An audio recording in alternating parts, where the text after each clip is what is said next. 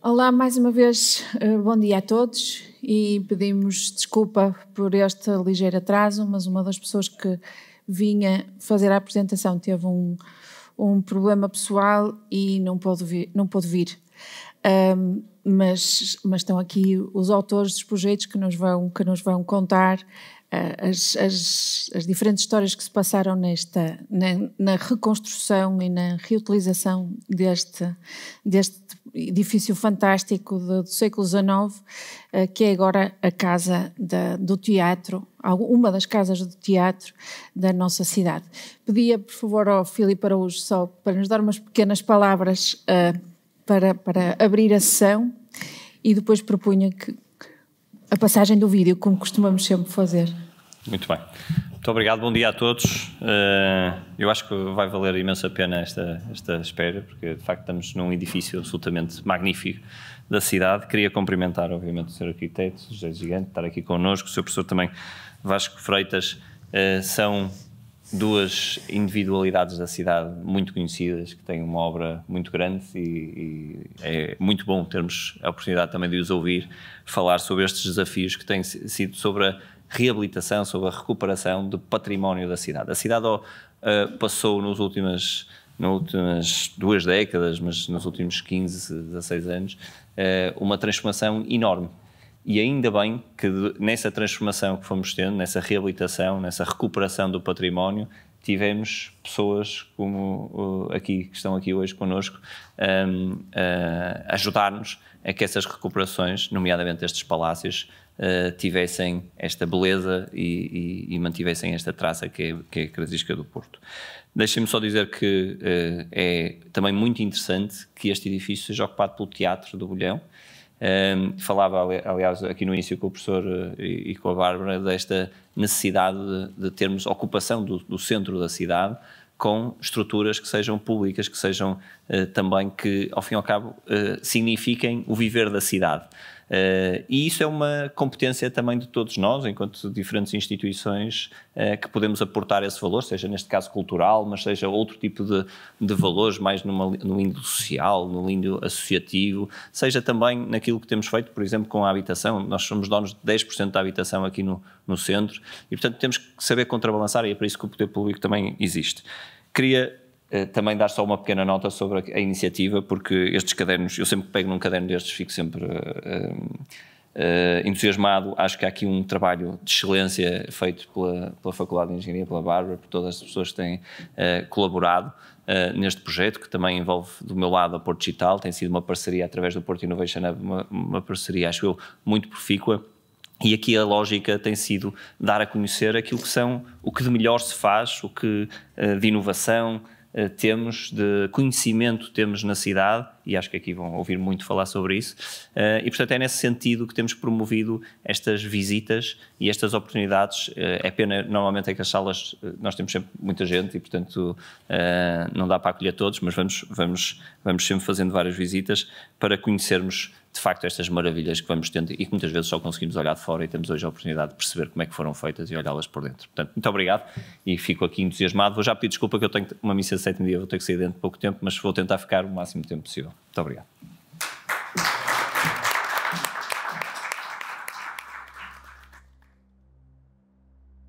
É importante dizer que o grande desafio e a grande motivação deste projeto foi a transformação de um palácio do século XIX numa escola, instalar uma escola, e isso levantou imensas dificuldades. Não foi uma, foram muitas dificuldades.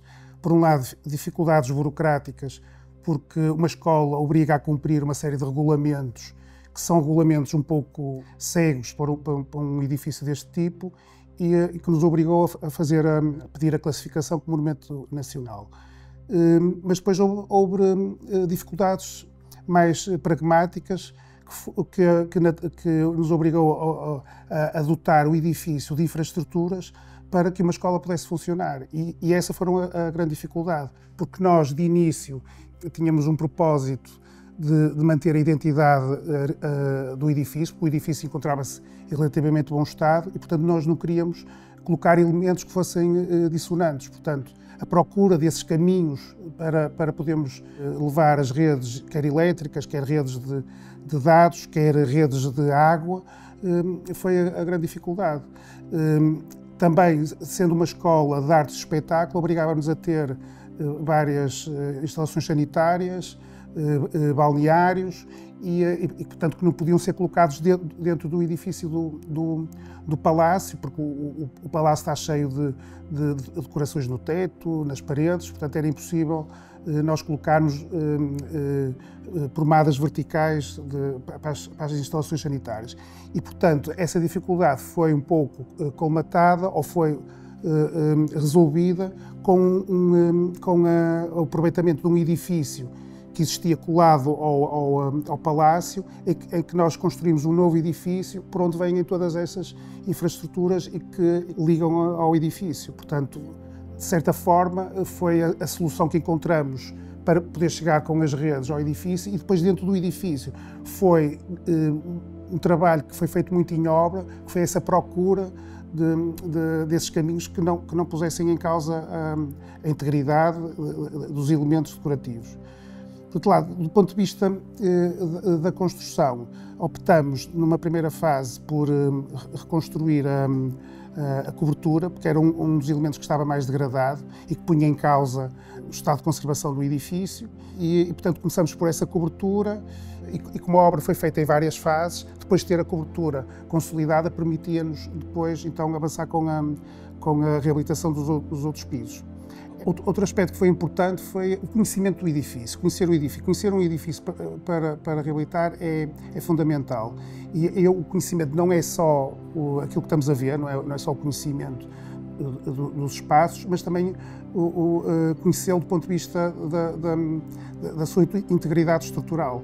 E é curioso como é que isso foi feito de forma quase empírica. Portanto, o engenheiro Rui Póvoas pegou numa turma da academia e levou-os para as salas, fazendo saltos e a perceber se a estrutura se estava em condições de poder ser reutilizada.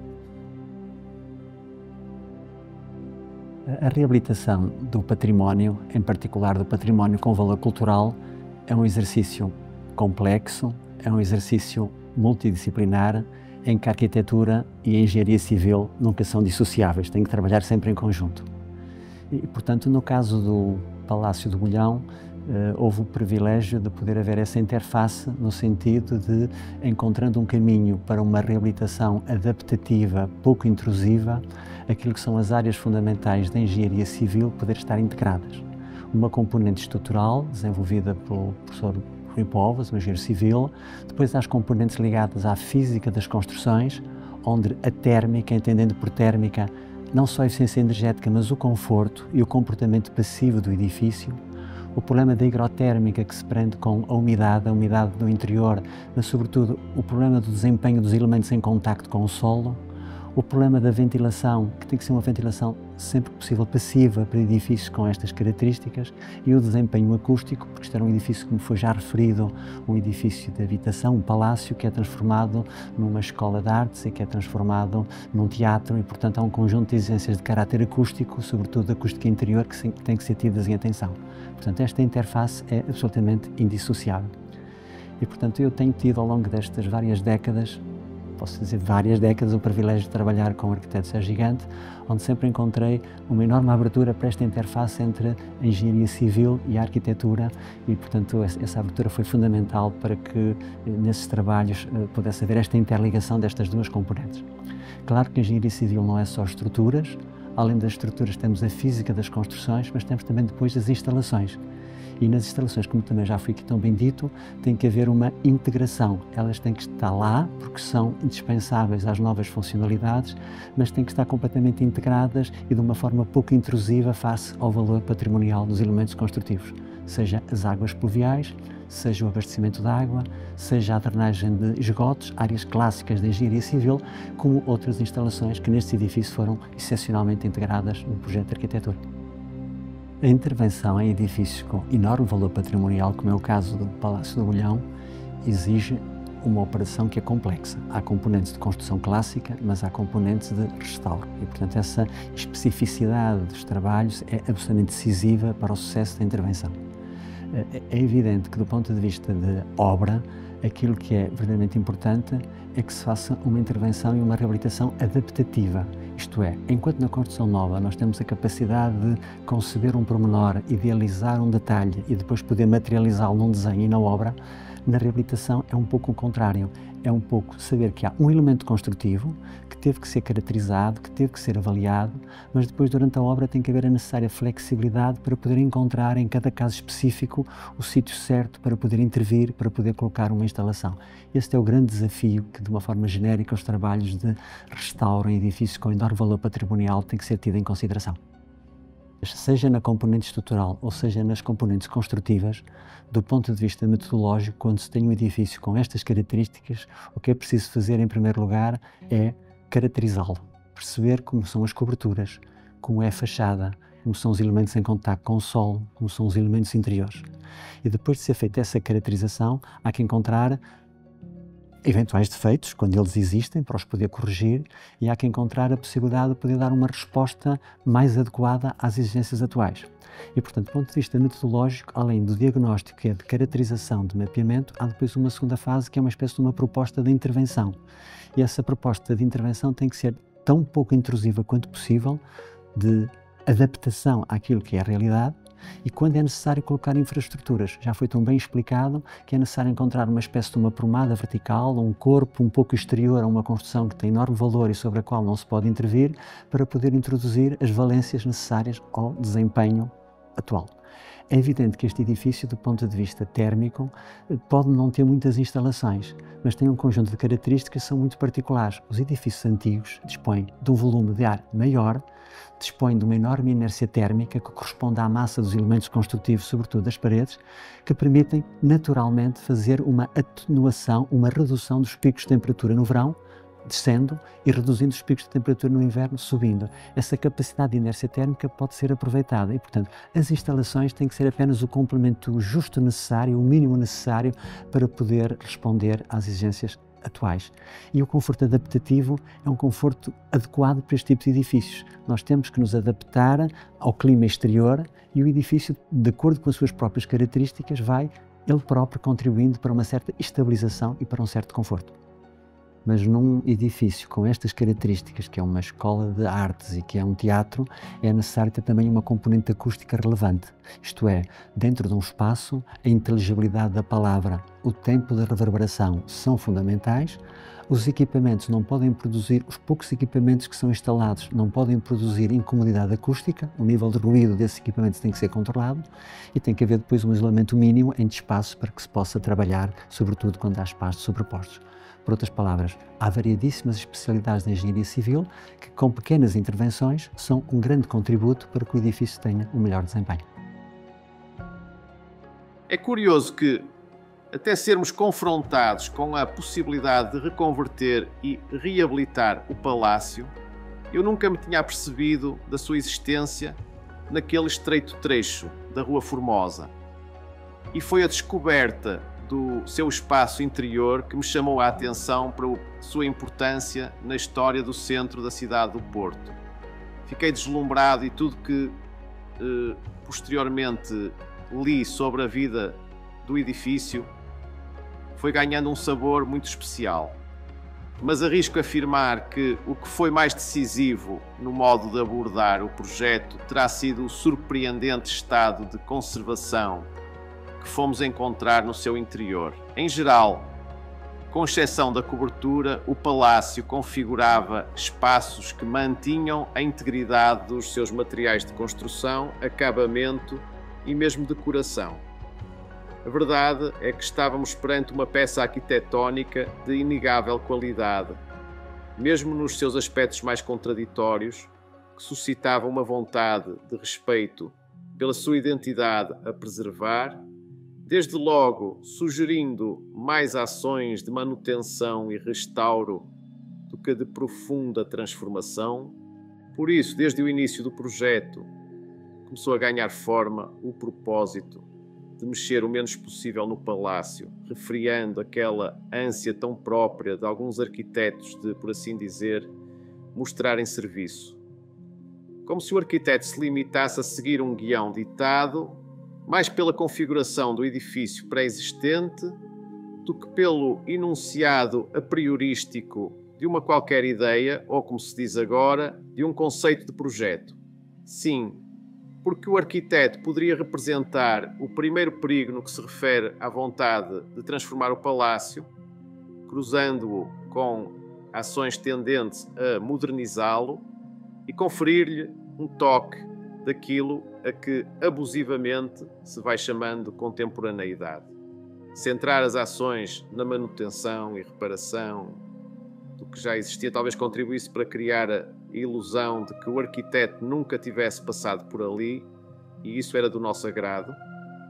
A segunda questão, e esta no aspecto operacional, seria como atingir esse objetivo no interior de um campo profissional cada vez mais minado por múltiplos regulamentos que constituem, em minha opinião, os maiores empecilhos com que se deparam a invenção e racionalidade da prática de projeto.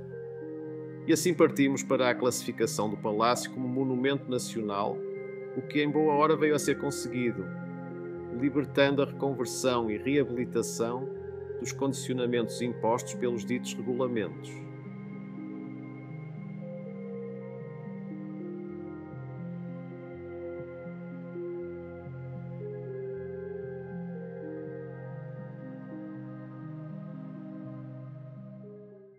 Pedia-vos agora a vossa atenção para assistirmos às apresentações. Se calhar começávamos com a apresentação mais detalhada do que tínhamos no vídeo do professor Vasco Freitas, que foi o responsável aqui na reconversão deste edifício de todas as componentes ligadas à física das construções e às instalações, e depois íamos fazer aqui um truque de mágica com o José Gigante, que através afinal as novas tecnologias servem para alguma coisa, não é só para as redes sociais, e através da inteligência artificial o José Gigante conseguiu escrever-nos o texto e fazer-nos a apresentação, e depois vai fazer a apresentação do projeto de arquitetura. Muito bom dia a todos. Em primeiro lugar, eu queria agradecer a oportunidade de poder participar nesta sessão, falando e refletindo sobre um edifício tão interessante, tão emblemático e tão importante para a cidade. E não podia começar esta minha breve intervenção por agradecer o convite à professora Bárbara Rangel e felicitar todo o trabalho que tem sido desenvolvido nestas múltiplas iniciativas de divulgar obras de engenharia civil, onde a engenharia civil é importante, obras de arquitetura, onde a arquitetura é muito importante, e esse exercício de divulgação é da maior relevância. Não podia deixar aqui de a felicitar a si, à Faculdade de Engenharia, ao Departamento de Engenharia Civil, que é o meu departamento e a minha faculdade, por esta iniciativa. Também não podia deixar de repetir o que há bocado passou neste vídeo, de dizer que desde a década de 80 que tenho tido o enorme privilégio de ter trabalhos conjuntos com o arquiteto José Gigante. E esta troca de experiências para mim foi altamente enriquecedora. A arquitetura e a engenharia não são visões antagónicas. A arquitetura e a engenharia civil são visões verdadeiramente complementares. E é nessa interface que tem que existir que é possível depois encontrar a melhor resposta para cada um destes edifícios. O que eu preparei é uma coisa muito, muito simples. Eu sou apenas um ator secundário, como eu costumo dizer, apenas colaborei naquilo que é a física das construções e nas instalações deste edifício, e portanto eu fiz uma pequeníssima apresentação em que vou procurar refletir sobre os seguintes aspectos. Vou ver se consigo passar ao slide seguinte, talvez pedindo uma ajuda, não estou a conseguir, não é grave. Eu vou dividir esta breve apresentação em 4 pontos. O primeiro é a questão do diagnóstico. Quando temos um edifício, nós temos que observá-lo, analisá-lo, sondá-lo, medi-lo, para poder perceber, como já foi aqui dito no vídeo, o que é que nós temos como objeto para poder transformá-lo. E neste caso é uma espécie de um reuso, isto é, nós tínhamos um edifício com uma determinada função, em que havia um palácio que no passado tinha sido uma residência e havia um edifício posterior que era uma instalação industrial, uma antiga litografia num estado degradado. E, portanto, são duas lógicas diferentes do ponto de vista de engenharia civil. A parte da frente do palácio é uma operação de restauro, que exige todos os cuidados que já foram referidos, enquanto a parte posterior era uma reabilitação no verdadeiro sentido da palavra, em que se aproveitam alguns dos elementos. O diagnóstico é um instrumento decisivo para se poder fazer um projeto de reabilitação e de restauro com todo cuidado, como já foi dito no vídeo, numa lógica adaptativa de procurando aproveitar tudo o que existe e que é possível aproveitar.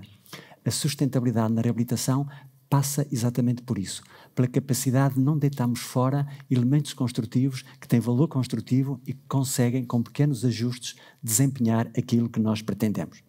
E, portanto, o diagnóstico é uma peça absolutamente decisiva. Se eu conseguir avançar, o farei, se não, avanço mesmo sem as imagens, mas estava então a dizer que são duas abordagens distintas. No palácio, que está sublinhado a amarelo, é uma pura operação de restauro, foi essa a estratégia que o arquiteto Sérgio Gigante e a sua equipa definiram, enquanto do outro lado, do lado esquerdo da figura, há uma antiga litografia que é transformada numa espécie de um teatro, numa sala, com determinadas características e é uma operação de reabilitação no verdadeiro sentido da palavra. Estas abordagens distintas fazem que as equipes de projeto, arquitetos, engenheiros civis e outras áreas de engenharia possam contribuir para poder dar essa resposta. Um outro aspecto muito importante, que espero também que se avance, prende-se então com o restauro. Quando temos um palácio com estas características, é preciso avaliar, primeiro, a envolvente, entendendo por envolvente as coberturas, as fachadas, os elementos em contato com o solo e, por outro lado, os elementos interiores. E neste diagnóstico, a abordagem tem que ser muito cuidada. Por exemplo, as coberturas. As coberturas são um elemento normalmente degradado. É um elemento onde temos que melhorar o seu desempenho. É muito fácil hoje construirmos uma cobertura com um elevado desempenho térmico, em que é possível colocar camadas que reduzam as trocas de calor, que não só beneficia o conforto, como permite uma redução do consumo de energia. A questão da sustentabilidade ambiental na perspectiva dos edifícios contribuírem para reduzir o consumo de energia é importante, isolar as coberturas é decisivo. Mas quando olhamos para as fachadas, do ponto de vista energético, é muito mais complexo. O que dizem os regulamentos, que não se aplicam normalmente a edifícios com valor patrimonial, é que nós devemos isolar fortemente. E essa prática quase que se começa a generalizar. Mas qual é o risco? Como é que se vai isolar uma parede de alvenaria espessa, que tem massa, que tem inércia, mas que não tem nenhuma hipótese de se isolar pelo exterior por razões patrimoniais, que não tem nenhuma hipótese de se isolar pelo interior por razões patrimoniais? Quando visitarem o edifício vão ver os magníficos acabamentos que existem no interior.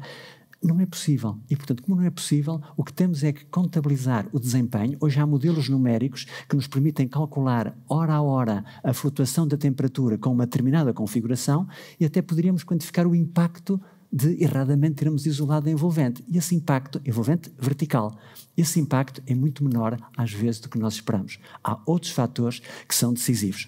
E, portanto, há também depois o problema dos vãos envidraçados. Como é que se consegue isolar os vãos envidraçados? É que uma velha caixaria de madeira pode não suportar nem a espessura, nem o peso do vidro duplo.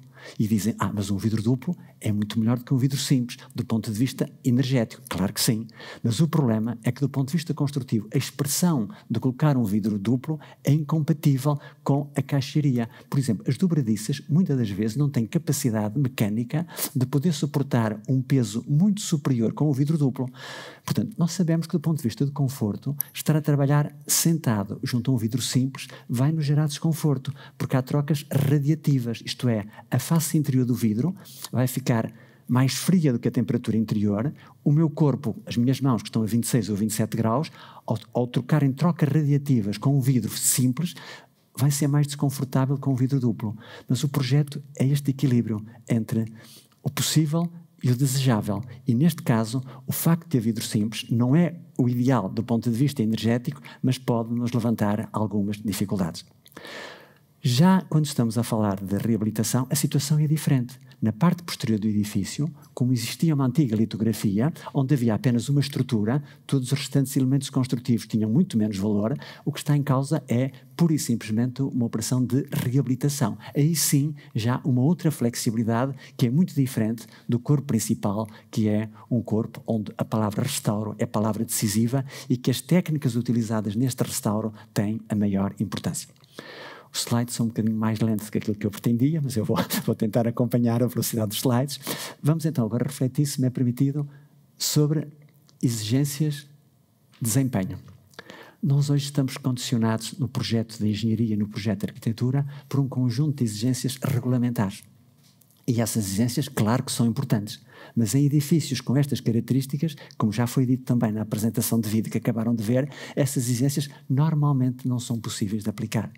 Nós temos é que encontrar a resposta correta para cada exigência. Isto é, embora seja desejável, do ponto de vista de uma lógica construtiva, seja desejável nós seguirmos uma lógica exigencial, isto é, há regulamentos que nos definem valores, o próprio dono de obra e os projetistas definem aquilo que querem satisfazer e depois as empresas que fornecem os materiais e que fornecem os componentes são capazes de nos indicar qual é o verdadeiro desempenho. Em restauro, isso não é possível. Eu não posso ter uma caixaria que é única, que tenha sido ensaiada num laboratório para caracterizar o desempenho acústico, para caracterizar a permeabilidade ao ar, para caracterizar a deformabilidade ao vento. Isso não é possível. São caixarias únicas, são elementos que nós temos alguma dificuldade de poder ensaiar. Portanto, há necessidade de fazer algo de diferente. Por isso é que, embora a lógica exigencial seja muito importante e todos os projetos, mesmo na área de reabilitação e restauro, a devam seguir, neste caso, para a maior parte dos elementos deste edifício onde estamos, onde o restauro era a palavra-chave, isso não seria possível. Então, só mesmo para dizer, o que é importante num projeto de reabilitação?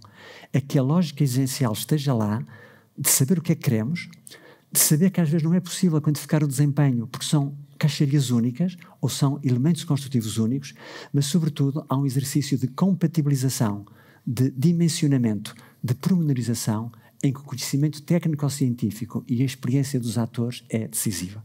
Nós não podemos deixar de terem atenção no mundo atual que há ciência, que há conhecimento disponível, que o ensino que se faz hoje em Portugal é um ensino que transmite conhecimento que tem que ser utilizado na prática e esse conhecimento materializa-se numa compatibilização de exigências, materializa-se num dimensionamento e materializa-se numa pormenorização que depois a arquitetura, e neste caso o Sr. Arquiteto Sérgio Gigante, foi capaz de poder fazer da forma correta. Só para terminar, as exigências da térmica são decisivas. Neste caso, quase que se limitam à cobertura, porque na fachada, acabei de dizer há pouco, que os vidros dificilmente podem ser corrigidos, até porque muitos deles têm portadas, e uma portada com um vidro simples pode ser uma solução que corresponde a um bom desempenho térmico, enquanto quando temos outros elementos que não têm portadas, o desempenho tem que ser diverso. Vamos então agora, só não queria amassá-los, 2 palavras sobre restauro e 2 palavras sobre reabilitação. Coberturas. As coberturas são um elemento crítico e devem sempre ser isoladas e devem ser fortemente isoladas do ponto de vista térmico. Isto é, temos que encontrar uma cobertura que seja estanque, que tenha um complemento de estanquidade, que para se uma telha tiver um problema, a água não entre no interior, que tenha uma forte espessura de isolamento térmico para conservar energia e para não se gastar energia, e que tenha um complemento de estanquidade que seja permeável ao vapor e estanque a água líquida. Vou só explicar este conceito. Nós não podemos pintar os edifícios por pinturas que não deixem respirar a construção. Se não deixarmos respirar a construção, nós vamos ter problemas. A água líquida não pode entrar, mas o vapor tem que poder sair. Se nós colocarmos um plástico no interior de uma parede dos nossos quartos, nós vamos ter, entre o plástico e a parede, gotículas de água, porque há fenómenos de difusão e de condensação. Também numa cobertura, nós temos que deixar respirar a cobertura. Podemos encontrar elementos de estanquidade, mas simultaneamente temos que encontrar uma forma de deixar passar o vapor e não gerar condensações. Isolar coberturas é sempre absolutamente necessário para garantir qualidade interior. Também temos depois que ventilar os edifícios. A ventilação é absolutamente fundamental. Só que estes edifícios, em particular o Palácio, têm determinadas características que são únicas. Pés direitos mais elevados, volumes mais elevados, caixilharias com uma certa permeabilidade, temos uma espécie de um funil térmico que é a caixa de escadas, e todas estas características permitem que possa haver quase uma ventilação natural. Claro que se houver uma grande ocupação num espaço com muitas pessoas em simultâneo, a ventilação natural pode não traduzir os caudais absolutamente necessários, mas sempre que possível, colocar uma ventilação natural é absolutamente decisivo. E neste caso, se repararem, o Sr. Arquiteto Sérgio Gigante encontrou uma solução, e a sua equipe, de haver muito poucas instalações. Mas há outros aspectos que nós não podemos esquecer. Nos edifícios existentes, os edifícios estão em contacto com o solo. E no solo há água. E essa água vai se transmitir aos pavimentos e às bases das paredes. É absolutamente decisivo controlar o contacto de paredes e pavimentos com o solo. É para isso necessário criar um corte hídrico. E esse corte hídrico pode ser materializado por ar, por uma barreira física ou por uma barreira química. Mas uma barreira física é difícil, eu não vou suspender as paredes em edifícios existentes. As barreiras químicas podem ter alguma dificuldade e o ar é uma possibilidade. Temos que encontrar para cada compartimento e para cada elemento construtivo a melhor combinação para ter um corte hídrico que evite umidade ascensional. Porque se houver umidade ascensional, a água traz sais. E os sais, quando secam, cristalizam. E o poder destrutivo dos sais no processo de cristalização é enorme, e isso tem que ser evitado e tem que ser pensado. Nem sempre se tem a solução ideal, mas este aspecto metodológico tem que ser permanentemente seguido. Outra ideia muito brilhante do Sr. Arquiteto Sérgio Gigante da sua equipe, como já foi dito também, permitam-me só esta imagem, é a necessidade de criar uma espécie de uma promada vertical que não toque no interior do edifício, naquilo que é relevante, nestes magníficos elementos construtivos que estamos a observar, o teto ou as paredes, mas que permita introduzir imensas instalações. As exigências dos edifícios atuais não são iguais às exigências dos edifícios de meados do século XIX, do ponto de vista de iluminação, do ponto de vista de telecomunicações, etc, etc. E, portanto, foi encontrado este corpo muito estreito, como já foi tão bem referido na apresentação da arquitetura, um corpo vertical que permite ter uma espécie de uma promada, e dessa promada é possível criar acesso aos vários compartimentos. Não podemos ser tão puristas que não queremos nada nos edifícios que estamos a reabilitar que responda às exigências atuais, mas tem que ser uma resposta adaptativa com o justo necessário para que o edifício se comporte convenientemente. Bem, só mesmo para terminar, não queria amassá-los, a reabilitação. A reabilitação é um bocadinho mais flexível do que o restauro. E neste edifício temos as duas vertentes. O restauro nesta parte da frente e a reabilitação da parte de trás. E na parte de trás era uma antiga litografia, pela imagem que já lhes mostrei. Aí estamos um pouco à vontade para poder transformar este edifício numa sala de teatro, numa sala de ensaio que tem que ter determinadas características acústicas e tem que ter uma cobertura com isolamento térmico, etc, etc.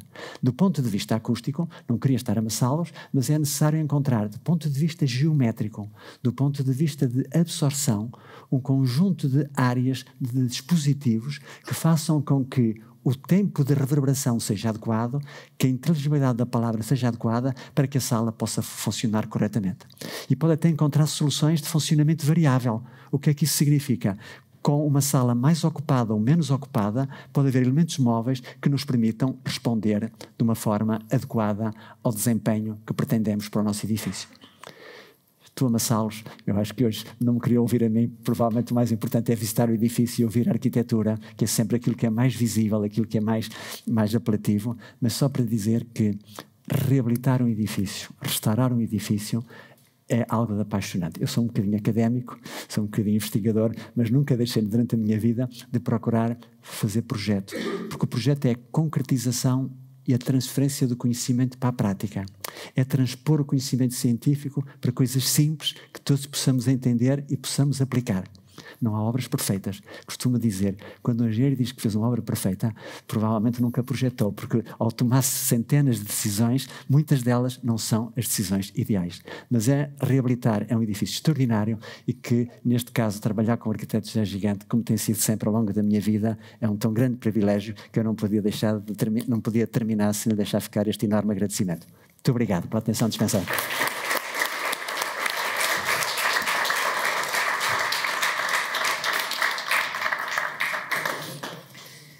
Então, agora, para fazermos a apresentação da arquitetura, o José Gigante fez, há 12 anos atrás, uma pequena conferência sobre este edifício. Por isso, vamos ver primeiro esse vídeo dessa conferência, onde o José Gigante nos explica as vicissitudes deste projeto, e depois, mais uma vez, com a ajuda tecnológica da inteligência artificial, comandada por uma inteligência natural e bastante inteligente até, do arquiteto José Gigante, vemos então depois o PowerPoint que o José preparou para esta sessão. O trabalho que vou mostrar agora, curiosamente, é um trabalho completamente ao contrário. Isto é um edifício em que eu tenho que mexer o menos possível. Aqui já não há volta a dar. É um palácio na Baixa do Porto, na Rua Formosa. Quase não se dá por ele, porque a rua é muito estreitinha. Eu próprio não conhecia, só quando pediram para fazer este trabalho é que eu descobri que havia ali um palacete. É um palacete do século XIX. E ele está a ser transformado, está em obra, está a ser transformado numa escola de teatro, que é para a Academia Contemporânea de Espetáculo.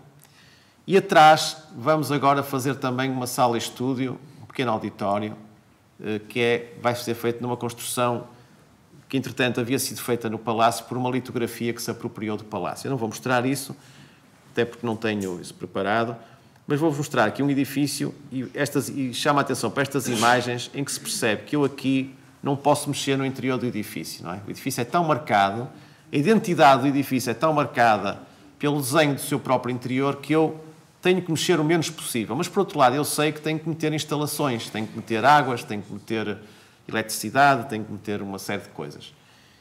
Então, isso vai ser feito neste projeto. Cá está o edifício. A tal litografia atrás começa aqui. Agora já temos o projeto, acabamos há pouco tempo, há cerca de 15 dias. Eu não o vou mostrar. Basicamente aqui mantivemos o palácio todo, reforçamos só a estrutura da cobertura, que estava um bocado degradada, e este telhado que vinha aqui à frente, aqui demolimos um bocado de telhado e criamos aqui um terraço recuado. Este foi um gesto, o único gesto que fizemos aqui nesta parte superior, que já era uma parte acrescentada do palácio, portanto não tinha, digamos, a nobreza de materiais dos pisos inferiores. Criámos este terraço que nos permitiu transformar este piso num piso com iluminação. Depois tivemos a sorte de que o palácio tinha um edifício ao lado, que era este corpo com cerca de 3 metros e pouco de largura, nós identificámos como tendo aqui uma cozinha, tinha os quartos dos criados e não sei o quê. Então o que é que nós fomos fazer? Isto nem sequer fazia parte do palácio inicialmente, não estava sequer pesquisámos na Câmara, havia os desenhos do palácio lá arquivados, isto não existia. E então demolimos este corpo e fizemos um corpo novo, que é este que estão a ver aqui, que é um corpo onde na parte central colocamos a Casa das Máquinas lá em cima, colocamos tudo o que são infraestruturas, quartos de banho, etc. Está tudo neste corpo lateral, portanto não tivemos que invadir o palácio, nem andar com águas dentro do palácio. E ainda ganhámos aqui em cada piso um gabinete para trás, outro para a frente, porque a cada piso do palácio, como eram pisos muito altos, corresponderam 2 pisos neste edifício. Cá está, estão a ver a relação dos pisos do palácio com os pisos do edifício lateral. Cá está o edifício lateral com um gabinete atrás, outro à frente, os sanitários, e o palácio intocável. O edifício lateral com um corte. Enfim, o palácio é que é o importante aqui, não é o edifício lateral, mas este edifício lateral é que me vai permitir preservar o palácio, neste caso. Com a variedade de sanitários por aqui em cima, as coretes para passar as infraestruturas. Isto é um sistema de sombreamento da fachada, que são aquelas grelhas. Cá está. O edifício lateral tenta ser o mais abstrato possível, de maneira a dar a primazia da leitura ao edifício, ao palácio, e não tentar competir com ele em janelas, tem que ser uma superfície muito abstrata, toda revestida com zinco. Neste edifício eu vou destruir o edifício. Porque não o posso isolar por fora, não o posso isolar por dentro. Reparem nestes tetos, nisto tudo trabalhado. Isto era a sala de baile do palácio, toda trabalhada. Reparem nisto. Então, o que é que nós fizemos? Com a Academia do Espetáculo, nós necessitámos um processo de classificação do palácio. Foi o que nos safou. conseguimos classificar o palácio no património e, portanto, um edifício classificado não está sujeito aos regulamentos. Tão simples como isto. Mas quantos e quantos edifícios há na cidade, que não podem ser classificados todos os edifícios, obviamente, classificar a cidade inteira. Quantos e quantos edifícios há na cidade que, por obra e graça dos novos regulamentos, possivelmente irão ser destruídos? É um alerta que eu deixo e já tenho alertado muito em várias situações em que tenho falado, até em cursos de formação dos tais peritos qualificados com avaliar os projetos de térmica. Eu coloco-os perante este dilema, que é perceberem bem o terreno que estão a pisar. Conforme já foi dito, as obras iniciais concentraram-se na cobertura do palácio, que estava em péssimo estado. Por outro lado, o volume existente onde em tempos funcionara uma litografia estava ligado à fachada de traseiras do palácio, impedindo qualquer possibilidade de ventilação natural nos pisos inferiores, uma situação que era necessário resolver.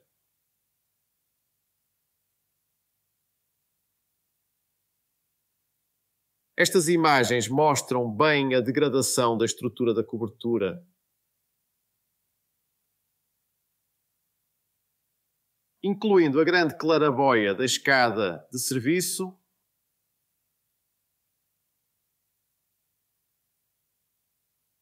eis um corte do palácio com os chamados vermelhos e amarelos, em que o que está a amarelo representa o que foi demolido e o que está a vermelho representa o que foi adicionado. Este desenho evidencia bem as zonas onde se concentraram as obras estruturais. Reparem que a maior parte dos pisos do palácio escaparam a estes trabalhos. Foi reconstruída a cobertura com um sistema constituído por vigas metálicas e lajes alveoladas de betão pré-moldado. Uma solução que permitiu uma execução rápida, o que era condição fundamental para reduzir o tempo de vulnerabilidade do palácio.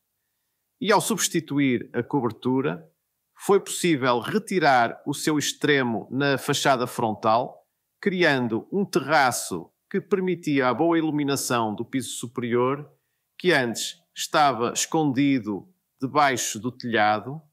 Reparem também na outra zona onde se concentraram os trabalhos. A demolição parcial da estrutura da antiga litografia ao longo do seu encosto à fachada traseira do palácio.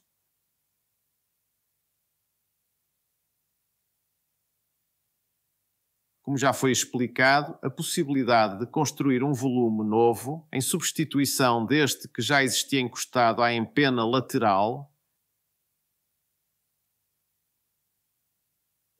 foi uma solução decisiva para conseguir levar as redes infraestruturais a todos os pisos do palácio, sem pôr em causa a integridade dos seus espaços e dos elementos decorativos de paredes e tectos. Esta nova construção tem 7 pisos com pé direito mais baixo e fica paredes meias com a escada de serviço, a única que liga todos os pisos do palácio.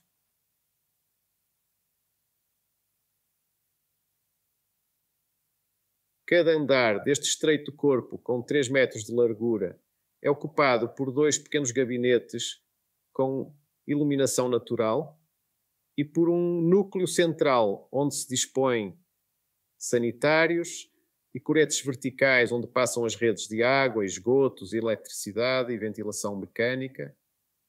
Convém referir que no palácio existente não há pequenos espaços adequados aos gabinetes dos professores.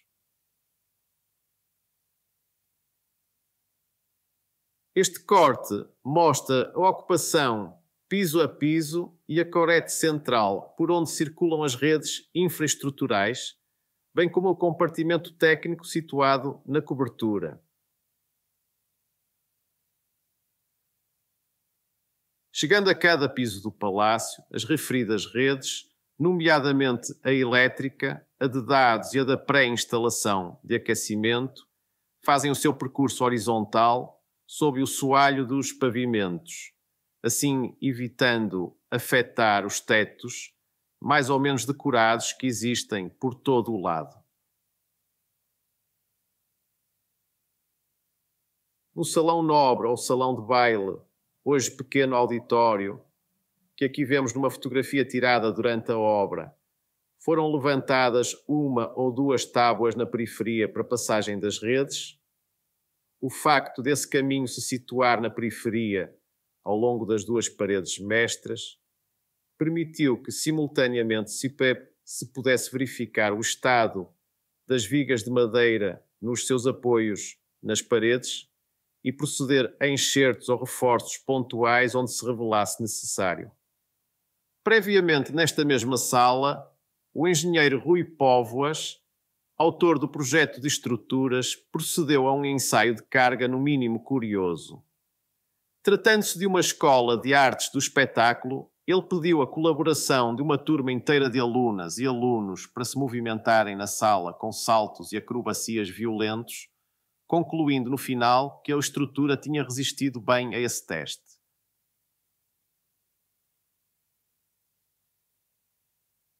Tudo isto nos permite perceber como é importante este novo volume, aparentemente secundário, na estratégia do projeto de reabilitação do Palácio e sua reconversão numa escola de artes do espetáculo.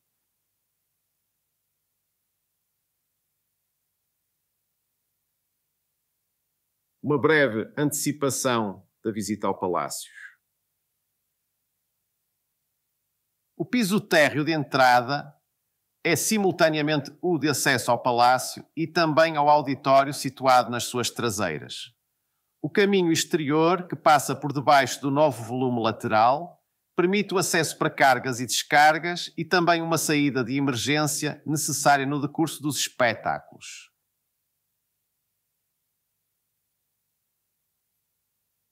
A escadaria monumental, que liga entre si os 3 primeiros pisos do Palácio, é o espaço cenograficamente mais interessante e foi conservada praticamente intacta. Nas paredes podem ver-se fingimentos de mármore bem conservados. No segundo piso do Palácio estão as duas salas mais interessantes, a Sala Dona Maria II e o Salão Nobre.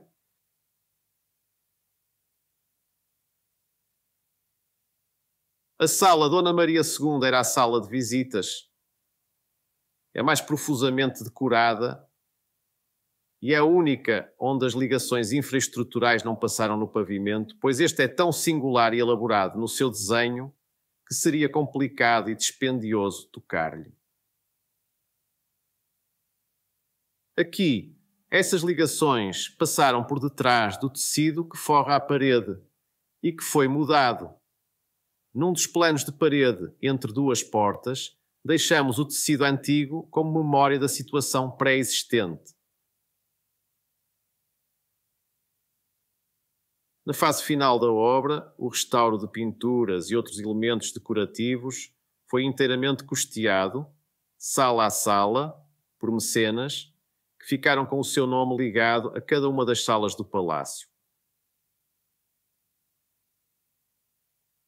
No fim, faltavam as escadas, que acabaram por ser pagas graças à campanha Degrau a Degrau, em que uma pessoa ou grupo de pessoas cobria um custo de 500 € por cada degrau. Ao percorrerem a escadaria monumental, reparem nos nomes das pessoas que contribuíram e que se encontram escritos nos degraus. No piso 3 do Palácio situa-se a sala de jantar, agora transformada em sala de aula. Um elemento importante é também a escada de serviço, que de secundária não tem nada, porque é o acesso vertical que liga todos os pisos do Palácio, desde o piso térreo até à cobertura, e que permite a articulação com o novo volume lateral de que já tanto se falou. É um belíssimo espaço, sobretudo no piso superior, iluminado pela claraboia existente.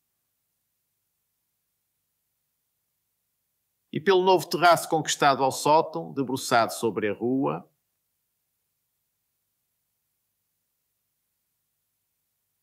No mesmo piso, há ainda a referir a presença da antiga capela, agora integrante dos espaços da biblioteca, articulados visualmente com o terraço, dominado pela figura do deus Mercúrio.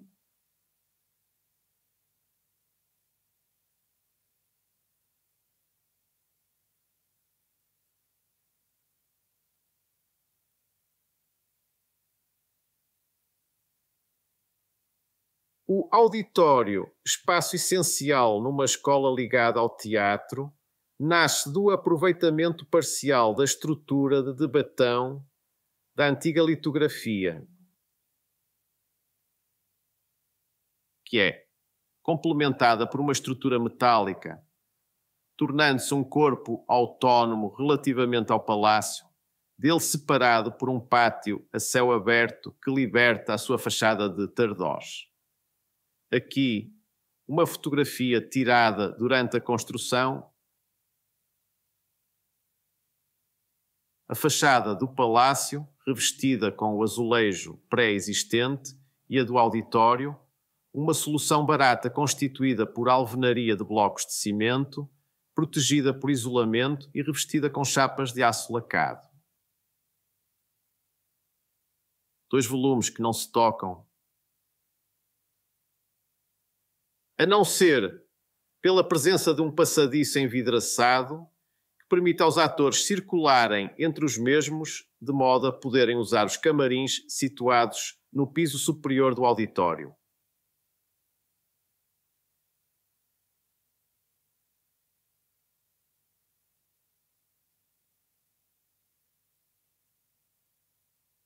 O volume do auditório é construído com estrutura metálica e alvenaria de blocos de cimento à vista, pintados de negro no interior da sala de espetáculos. E pintados de branco nos restantes espaços interiores, como os camarins que também servem o pequeno auditório, que ocupa o salão nobre do palácio.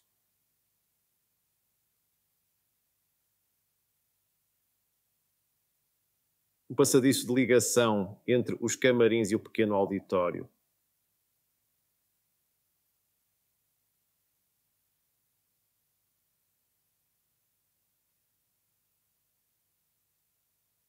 Esta planta do piso 2 permite perceber a importância do passadiço na articulação funcional entre o auditório e o pequeno auditório, no que se refere à partilha de serviços.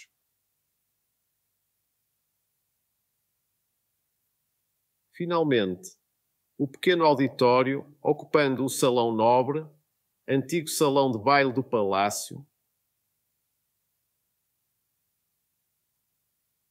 um espaço cuja especificidade nos obrigou a compromissos obrigatórios entre a preservação do pré-existente e a instalação de um sistema de luz de cena adequado.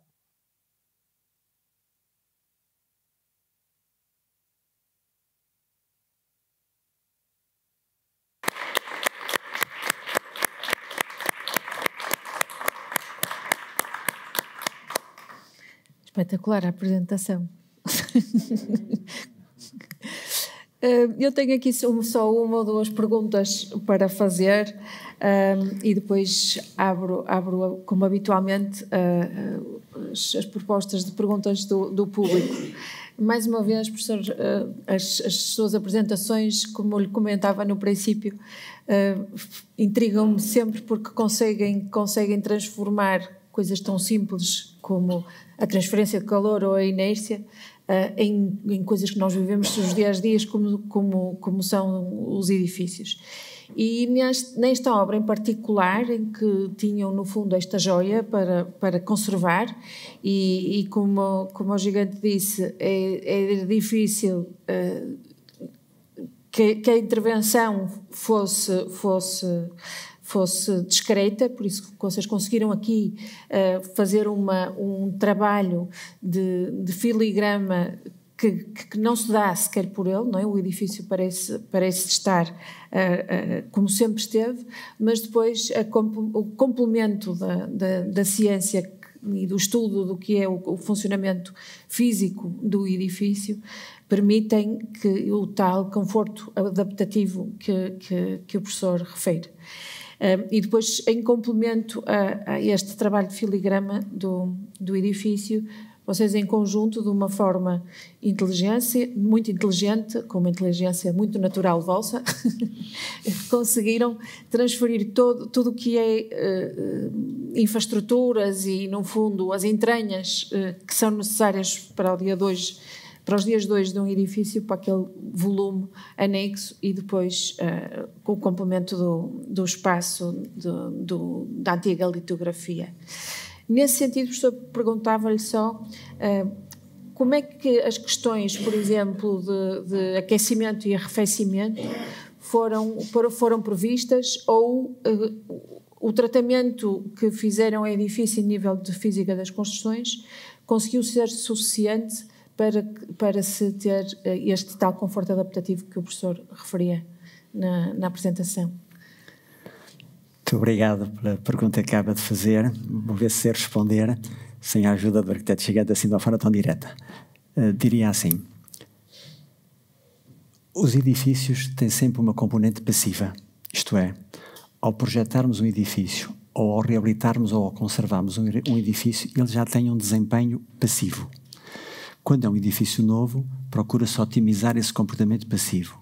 Em edifícios antigos, com valor patrimonial como estes, eles naturalmente já têm esse comportamento passivo, que é, tem massa e tem inércia. O que é que isto significa?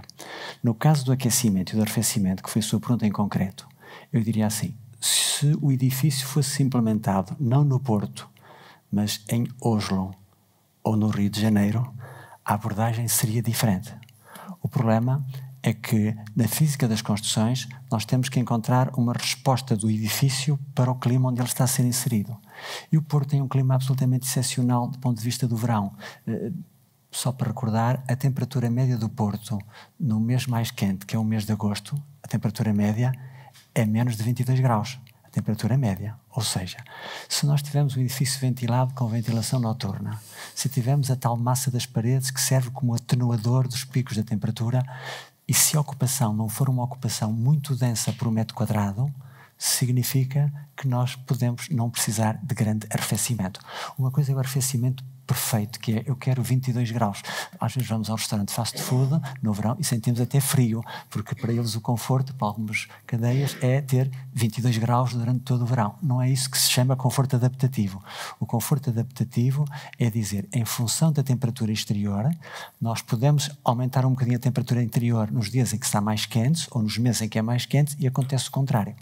Por outras palavras, no verão, para o clima do Porto, e para edifícios com estas características, desde que a ocupação não seja muito intensa por metro quadrado, porque se eu tiver um auditório com 300 pessoas, isso não é possível em permanência, é preciso ter isso em atenção.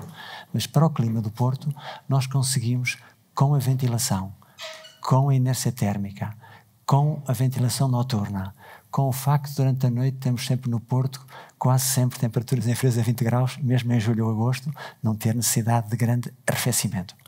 O aquecimento é uma coisa um bocadinho diferente. Nós sabemos que a temperatura no Porto no mês de janeiro é de 10 graus, a média. Claro que há noites mais frias e durante o dia temperaturas mais elevadas. Significa que se não for feito nada no Porto, se não houver iluminação, se não houver ocupação, etc., os edifícios vão ter uma temperatura 3 a 4 graus em janeiro mais elevada do que a temperatura exterior. Por outras palavras, um edifício como este, completamente desocupado, sem iluminação, sem ocupação, teria no mês de janeiro uma temperatura de 14 graus, 13, 14 graus. É evidente que queremos conforto e depois depende do que é que se entende por conforto de inverno. Nós temos os nossos hábitos culturais, o nosso vestuário é caracterizado por um parâmetro que se chama CLO, que é a resistência térmica. Nós no verão temos um CLO que é baixo, no inverno temos um CLO que é mais alto e a prática de utilização dos edifícios em Portugal é que normalmente nós no inverno temos algum vestuário com alguma resistência, o que não é exatamente igual em Oslo ou em Copenhague ou em Estocolmo. Só para explicar que este aspecto dos hábitos culturais, de vestuário, também é decisivo. Portanto, isto condiciona a temperatura de conforto. Se a temperatura de conforto for 22 ou 23 graus, claro que eu tenho que ter um forte aquecimento. Se nós aceitarmos que o edifício tem inércia térmica, que nós utilizamos o vestuário, que há sempre algum calor provocado pela ocupação, pela iluminação, é natural que este edifício não esteja no conforto, mas há aqui uma certa adaptação. Portanto, o conforto só é possível com instalações mecânicas que produzam calor ou instalações que gerem aquecimento, mas há que encontrar aqui um equilíbrio em cada um dos espaços e houve aqui uma decisão que foi adotada. Sim, essa é como parece ter sido, no fundo, a integração de conhecimento e esse respeito que foram sempre referindo nas vossas apresentações em relação ao edifício existente e a forma delicada que conseguiram introduzir essas situações para o conforto de hoje, como por exemplo a passagem das cabelagens pelo soalho ou escondida atrás do papel de parede. Eu não sei se há alguma questão que queiram colocar.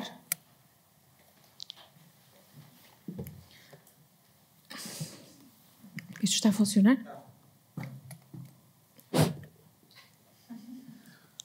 Eu não devia falar, mas acho que devo. É muito curto, só para complementar o que foi dito. O palácio tem uma pré-instalação de aquecimento. Não sei se não houve dinheiro para montar o equipamento ou se não foi preciso. É verdade isto. Nunca vi ninguém aqui queixar-se nem da questão do frio, nem do calor. Talvez porque aqui no inverno se desenvolvem atividades teatrais, saltem, ou não. Aliás, acho que é um aspecto aqui importante. A obra que estão a promover foi muito barata. Andou à volta dos 800 euros metro quadrado, incluindo já o restauro, tudo. Isto graças também aos mecenas que pagaram o restauro. Posso dizer que no equipamento interior, cadeiras, mesas, etc., não se gastou um tostão. Foi tudo obtido nos armazéns que a Câmara Municipal do Porto tem para os lados de campanha. É fabuloso. Eu fiquei encantado quando vi, não sabia. Porque tudo que é proveniente de obras, por exemplo, fomos encontrar lá tudo que era do Teatro Rivoli, candeeiros, mesas, cadeiras, passamos lá uns dias a inventariar o que podia vir para aqui. O único mobiliário que teve algum custo foi as cadeiras do auditório, que eram do Teatro Circo em Braga, houve um custo reduzido. Isto para dizer que, de facto, nunca houve aqui dinheiro e às vezes ainda bem. Embora eu não queira fazer uma apologia da pobreza, mas às vezes há vícios que não são mais apelos. A gente tem frio, veste um casaco. Tem calor, tira um casaco.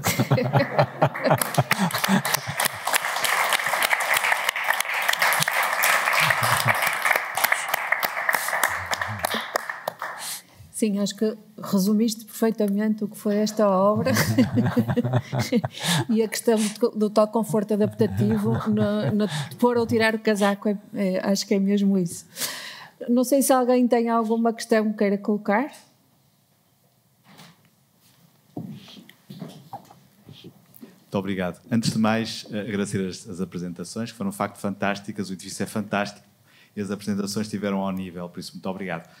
Eu colocaria só uma questão ao professor Vasco Freitas relativamente a um problema que eu tenho em minha casa e muitos de nós terão em nossa casa, infelizmente, que é o problema da ascensão das águas através do solo, etc. E fiquei curioso em saber qual foi a solução que foi adotada aqui no Palácio do Bolhão, ou seja, como é que se fez esse tal corte hídrico, ou que se evitou a passagem, ou se melhorou, não sei se houve uma melhoria de ventilação da parede ou não, mas fiquei curioso e já agora se nos pudesse elucidar um bocadinho sobre isso, agradecia. Muito obrigado.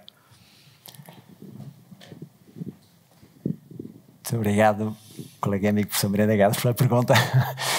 Eu vou responder um bocadinho abstrato, não sobre esta obra em concreto, mas sobre esse grande problema, que é um problema que afeta os palácios, mas as nossas moradias, os edifícios do Centro Histórico do Porto. E por isso é que vale a pena uma resposta um bocadinho mais em abstrato. Os granitos, quando estão alterados, são capilares. O granito cinzento mais jovem não é tão capilar, mas os granitos das paredes do Porto são capilares. Há sempre água no solo. No Porto, nós temos uma precipitação anual acumulada normalmente superior a 1 metro, 1000 milímetros superior, com períodos de muitas semanas sucessivas. Quer dizer que quer haja água freática. Água freática é aquela água que está em permanência no solo que normalmente não atinge as fundações. Mas a água de chuva é suficiente para umidificar a base das paredes. E, portanto, nós temos que evitar que a água possa subir, transportar os sais e, como há pouco dizia, quando a umidade relativa baixa e a parede seca, cristalizam e eles são altamente destrutivos. Só para dar uma ideia, na Catedral de Milão, posso dar esse exemplo, não há nenhuma pedra ao nível do solo que seja original, porque os sais as vão destruindo e é preciso substituí-las. O poder destrutivo é gigantesco. O que é que se pode fazer nos edifícios do Porto onde há problemas de umidade ascensional? Há 3 técnicas possíveis. Barreiras físicas são impossíveis de materializar na maior parte destes edifícios, porque as alvenarias são irregulares, o granito é irregular, as juntas são irregulares. Já se fosse paredes na Bélgica ou na Inglaterra ou na Holanda feitas de tijolo maciço, provavelmente uma barreira física possa ser utilizada. Aqui no Porto, na minha opinião, é dificilmente utilizável. Mas pode-se utilizar barreiras químicas. Nós hoje dispomos de produtos químicos que têm a cor da água, que são silicatos, siliconatos, siloxanos, não importa, é um produto químico que se pode fazer uns furos na parede. Se houver uma imbibição completa da parede, esses produtos são repelentes de água, tal qual como numa folha de vegetal, quando deitamos uma gota, a gota não entra dentro do vegetal, porque há essa repelência, são hidrófagos esses produtos, e se conseguimos injetar esses produtos nas bases da parede, e se ele é absolutamente contínuo, nós cortamos a capilaridade. Onde é que está o problema? É que injetar esse produto numa junta de argamassa de cal, numa parede mais ou menos degradada, num bloco mais ou menos degradado de granito, não é fácil e é difícil atingir a uniformidade. A terceira técnica passa com o ar. O ar existe sempre, a umidade relativa do Porto é inferior, em média, a 100%. Há dias com 100% de umidade relativa do ar, mas não é sempre 100%. A umidade relativa do Porto média é de 80%. E, portanto, o que se pode fazer é, nos pavimentos, colocar um corte hídrico, por outras palavras, uma espécie de um terraço ao contrário, ter uma tela bituminosa que não deixe passar nenhum vapor, e quando chega junto das paredes, pode-se colocar um canal, estou a falar em abstrato, pode-se colocar um canal, que é uma espécie de um canal em U, que é deitado, e forçar o ar a circular abaixo da cota do pavimento. Dessa forma, nós estamos a fazer com que a secagem não ocorra numa zona visível, ocorra numa zona enterrada. A ventilação da base das paredes é mais a barreira química, mas sobretudo a ventilação da base das paredes, provavelmente das técnicas que mais se pode utilizar para tratar os edifícios. Cuidado que depois depende de edifício para edifício, depende dos circuitos, e por isso é que eu não dei uma resposta em concreta para este edifício, mas uma resposta mais genérica. Basicamente, como a sugestão do gigante é por umas galochas.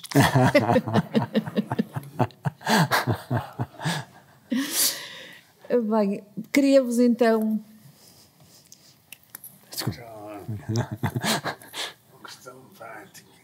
Acho que não está, Ricardo. Está. Está. Aqui, particularmente, se repararem os espaços que existem no piso térreo, é a entrada, é o bar, é os sanitários.